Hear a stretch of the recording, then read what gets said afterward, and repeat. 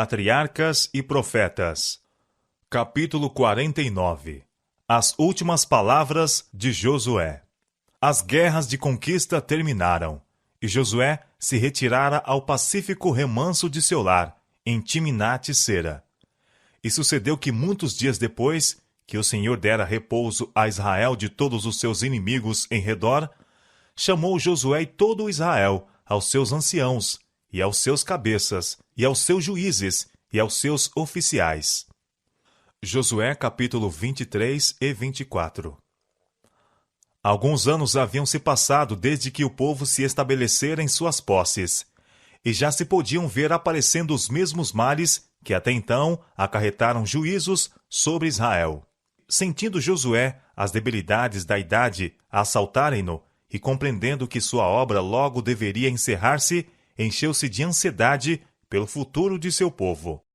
Foi com interesse maior do que de um pai que ele lhes falou, reunindo-se eles mais uma vez em redor de seu idoso chefe.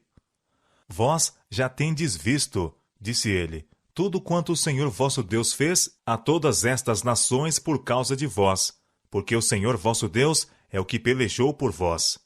Posto que os cananeus tivessem sido subjugados, ainda possuíam uma porção considerável da terra prometida a Israel.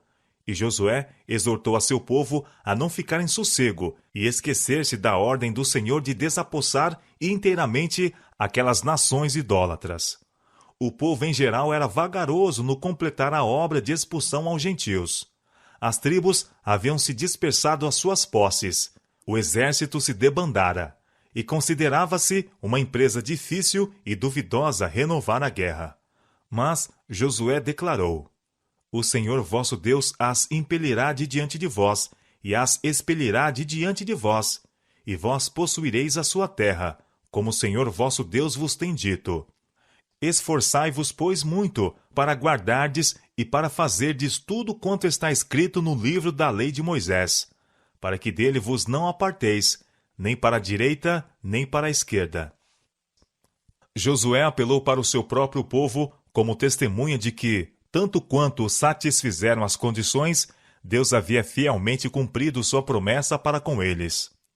Vós bem sabeis, com todo o vosso coração e com toda a vossa alma, disse ele, que nenhuma só palavra caiu de todas as boas palavras que falou de vós o Senhor, vosso Deus. Todas vos sobrevieram, nem delas caiu uma só palavra. Declarou-lhes que, como o Senhor cumprira suas promessas, assim deveria cumprir suas ameaças.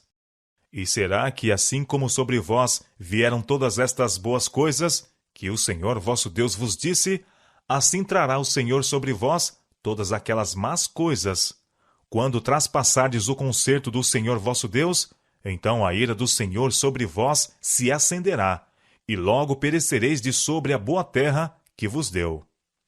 Satanás engana muitos, com a plausível teoria de que o amor de Deus para com seu povo é tão grande que ele desculpará o pecado neles. Ele faz figurar que, conquanto as ameaças da palavra de Deus devam servir para certo propósito em seu governo moral, nunca se devem elas cumprir literalmente. Mas em todo o seu trato com suas criaturas, Deus tem mantido os princípios da justiça, revelando o pecado em seu verdadeiro caráter, demonstrando que seu resultado certo é miséria e morte. Nunca houve, nem nunca haverá perdão incondicional do pecado. Tal perdão mostraria o abandono dos princípios de justiça que constituem o próprio fundamento do governo de Deus. Isto encheria de consternação o universo dos seres não caídos. Deus indicou fielmente os resultados do pecado, e se essas advertências não fossem verdadeiras, como poderíamos nós estar certos de que suas promessas se cumpririam? A pretensa benevolência que quer pôr de parte a justiça não é benevolência, mas fraqueza. Deus é o doador da vida. Desde o princípio, todas as suas leis foram ordenadas para toda a vida.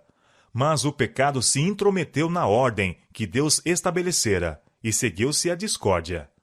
Enquanto existir o pecado, sofrimento e morte serão inevitáveis.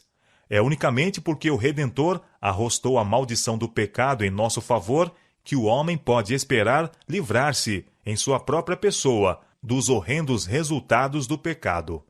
Antes da morte de Josué, os chefes e representantes das tribos, obedientes à sua convocação, congregaram-se de novo em Siquém. Nenhum lugar em todo o país possuía tantas recordações sagradas, transportando a mente para o concerto de Deus com Abraão e Jacó, e relembrando também seus próprios votos solenes por ocasião da entrada em Canaã. Ali estavam as montanhas de Ebal e Gerezim, testemunhas silenciosas daqueles votos que agora, na presença de seu chefe prestes a morrer, se reuniram para renovar.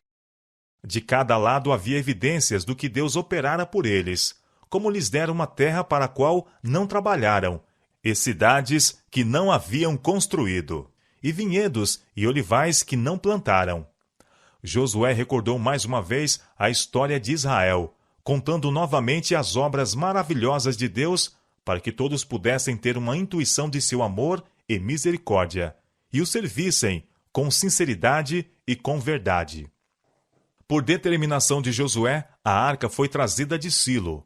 A ocasião foi de grande solenidade, e este símbolo da presença de Deus aprofundaria a impressão que ele desejava produzir no povo. Depois de apresentar a bondade de Deus para com Israel, ele os convidou em nome de Jeová a escolherem a quem serviriam. O culto aos ídolos era ainda até certo ponto praticado secretamente. E agora, Josué se esforçou por levá-los à decisão de que baniriam de Israel este pecado. Se vos parece mal aos vossos olhos servir ao Senhor, disse ele, escolhei hoje a quem sirvais. Josué desejava levá-los a servir a Deus, não constrangidamente, mas de livre vontade. O amor a Deus é a base da mesma religião. Empenhar-nos em seu serviço meramente pela esperança de recompensa ou medo do castigo, de nada serviria.